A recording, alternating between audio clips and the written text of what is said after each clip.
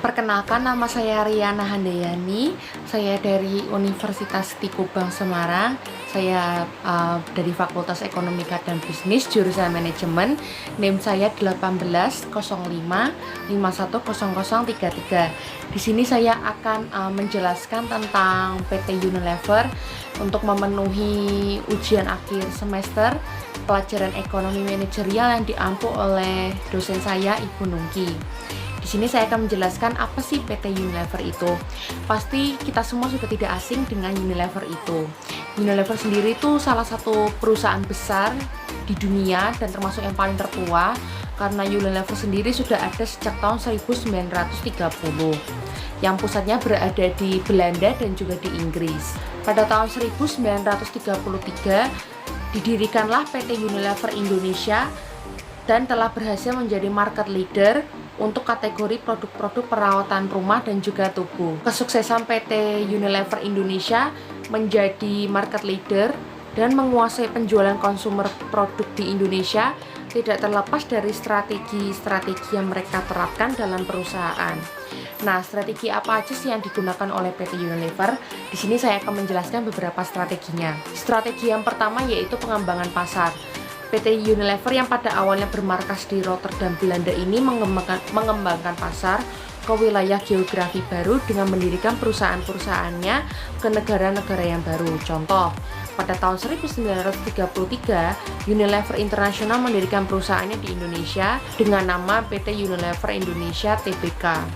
Nah, dalam rangka menghadapi persaingan, tentu saja PT Unilever harus melakukan inovasi terhadap produk mereka agar tidak terkesan produk mereka yang dihasilkan tuh hanya itu saja. Jadi mereka harus berinovasi terhadap setiap produknya, baik itu perawatan tubuh atau perawatan wajah maupun kebutuhan rumah tangga, supaya mereka bisa memenuhi persaingan di dunia industri seperti itu.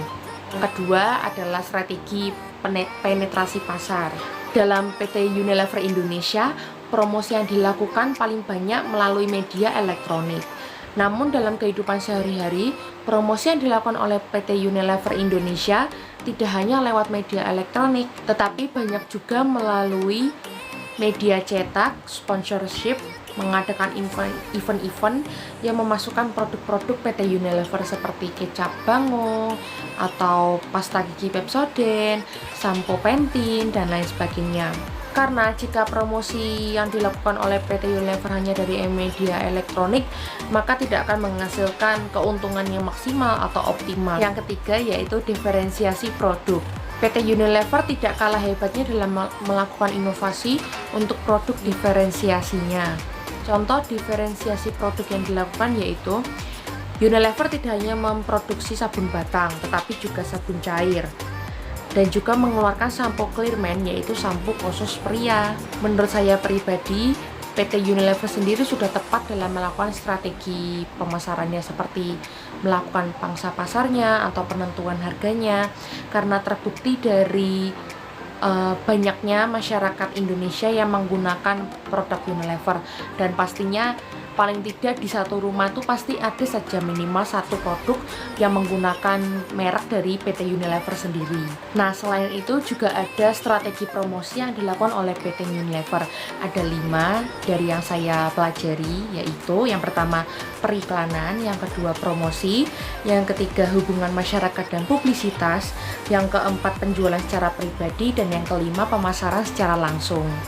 Sekian penjelasan saya dari PT Unilever. Jika ada kesalahan dalam penyebutan kata atau kalimat, saya mohon maaf. Dan saya mengucapkan terima kasih untuk Ibu Nungki yang sudah menonton video tentang ujian akhir semester saya ini. Terima kasih.